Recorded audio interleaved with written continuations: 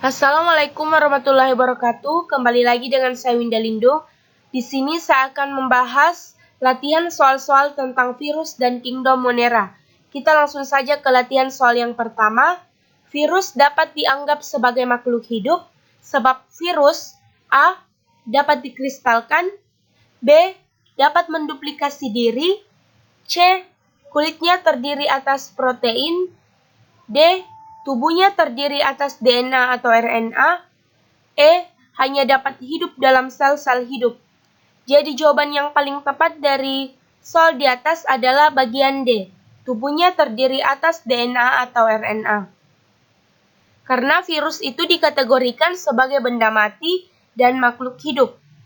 Dia menjadi benda mati apabila berada di luar sel hidup. Sedangkan bila berada di dalam sel makhluk hidup lainnya, virus akan mampu hidup, berkembang, dan bereproduksi. Salah satu penanda virus merupakan makhluk hidup ialah organisme itu memiliki asam deoksiribonukleat atau biasa dikenal dengan DNA. Karena setiap makhluk hidup pastinya memiliki DNA dan RNA dalam selnya. Kita lanjut ke latihan soal yang kedua. Virus tidak dapat hidup di alam bebas, melainkan harus hidup secara parasit. Oleh karena itu, untuk memelihara virus digunakan A. medium daging dan kaldu, B. medium agar-agar, C. medium kentang dan agar-agar, D. embrio ayam, E. medium air kelapa. Jadi jawaban yang paling tepat dari soal di atas adalah bagian D. embrio ayam. Sebab embrio ayam itu adalah cikal bakal ayam yang hidup dan berkembang di dalam telur. Embrio akan menetas menjadi ayam. Oleh sebab itu, embrio ayam dikategorikan sebagai makhluk hidup yang fungsi struktur selnya masih berjalan dan berkembang. Kita lanjut ke latihan soal yang ketiga. Persenyawaan antara polisakarida dan protein yang merupakan penyusun dinding sel bakteri disebut A. hemiselulosa, B. kitin, C. pektin, D. selulosa, E. peptidoglikan. Jadi jawaban yang paling tepat dari soal di atas adalah bagian E. peptidoglikan. Jadi dinding sel bakteri itu disusun oleh peptidoglikan. Sedangkan dinding sel tumbuhan disusun oleh selulosa, hemiselulosa, pektin, kitin, lignin, dan lain-lain. Kita lanjut ke latihan soal yang keempat. Berikut adalah penyakit yang disebabkan oleh virus pada manusia kecuali A. polio, B. influenza, C. HIV, D. herpes, E. tungro. Jadi jawaban yang paling tepat dari soal di atas adalah bagian E. tungro. Karena tungro ini merupakan penyakit yang disebabkan oleh virus tumbuhan. Kita lanjut ke latihan soal yang kelima. Bakteriofagi adalah virus yang menyerang A. tanaman, B. manusia, C. tanaman dan manusia, D. bakteri, E. hewan. Jadi jawaban yang paling tepat dari soal di atas adalah bagian D. bakteri.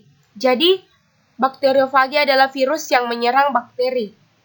Kita lanjut ke latihan soal yang keenam. Bakteri yang dapat melakukan reproduksi secara seksual dengan cara A. membentuk spora, B. fragmentasi, C. konjugasi, D. proliferasi, E. pembelahan binar. Jadi jawaban yang paling tepat dari soal di atas adalah bagian C. konjugasi. Jadi pembahasannya di sini ada reproduksi seksual, ada transformasi. Jadi transformasi itu adalah pemindahan sebagian DNA ke bakteri lain dengan proses fisiologi. Kalau konjugasi, dua bakteri yang membentuk jembatan pilih untuk pemindahan materi genetik atau DNA.